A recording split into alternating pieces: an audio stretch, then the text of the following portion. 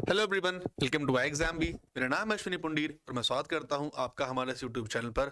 और आज जो है क्या हुआ है, आज आपका आईबीपीएस एसओ में का जो प्री है प्रीलिम्स है उसका एग्जामिनेशन कंडक्ट हुआ था। उसमें भी आप जानते हैं कि एसओ में काफ़ी सारी पोस्ट हैं, उसमें आपका एएफओ है, आपका आईटी है, आपका लीगल है, आपका राजभाषा है।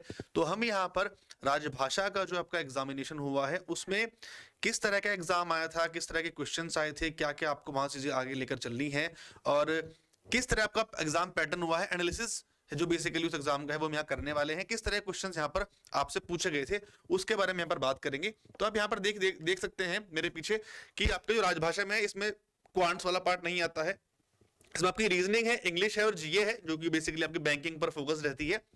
50-50 यहाँ पर क्वेश्चंस होते हैं आपके सभी के, और ये 50-25-50 ये इनकी जो क्या होती है वेटेज होती है।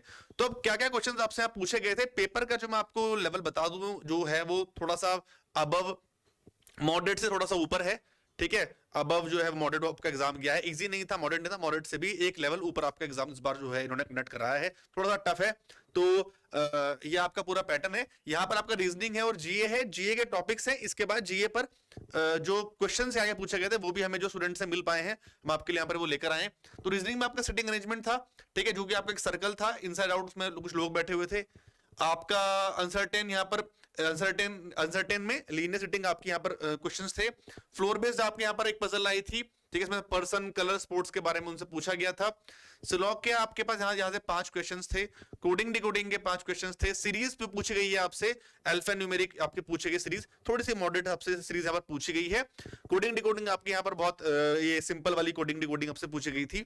बात करें आगे इनइक्वालिटी की आपसे यहाँ पर 3 क्वेश्चन पूछे गए थे। तो ओवरऑल बता चुका हूं, अबव एवरेज अबव मॉडरेट आपका एग्जाम यहां पर जो है वो आया है। आगे बात करते हैं जीए की। जीए में आपसे सर्विस सेक्टर से क्वेश्चंस पूछे गए थे, स्कीम से क्वेश्चंस पूछे गए थे।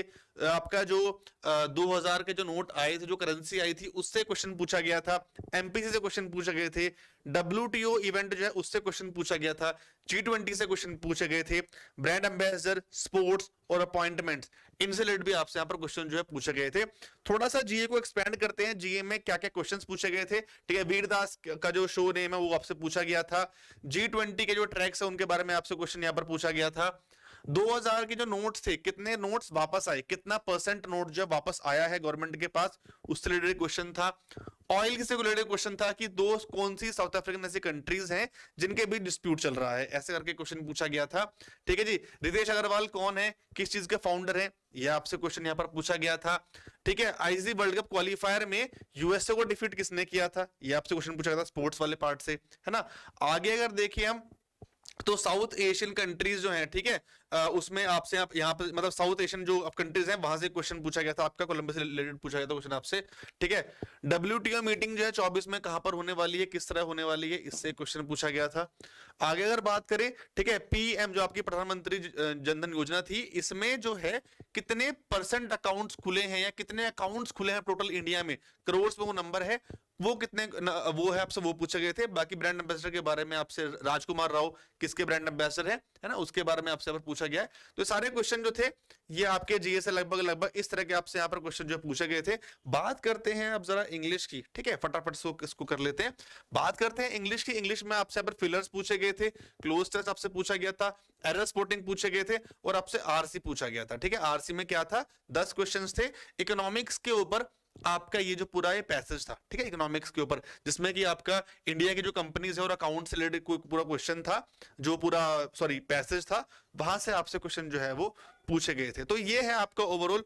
तो भाई ओवरऑल जो स्टूडेंट्स की जो फीडबैक हमें मिल पाई है, टफ थोड़ा सा एग्जामिनेशन आया है उनके पॉइंट ऑफ व्यू से। हालांकि वो हर एक बच्चा अपने लेवल पर अच्छा ही पढ़ता है, सब कुछ वो अच्छे ही पढ़ते हैं, बट हाँ कहीं ना कहीं स्ट्रीम वाले जो आपके एग्जाम्स होते हैं, जो आपके डोमेन वाले एग्जाम्स होते हैं, कहीं ना कहीं हमें वहां पर थोड़ा सा डिसएडवांटेज होता है, हमें पेपर टफ ही लगता है। बाकी तो अभी जो कट ऑफ जाएगी उसके अकॉर्डिंग चीजें होंगी, बट ये इतना देखो आपको पता है, आपको एक साल से पता होता है कि 30-31 को आपका एग्जाम होने वाला है, आपको उसके अकॉर्डिंग पढ़ना ही पढ़ना है।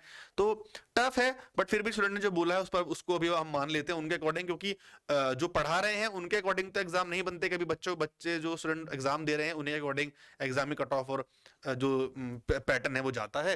तो ये आपका पूरा का पूरा यहाँ पर इसका जो एनालिसिस है वो हो चुका है।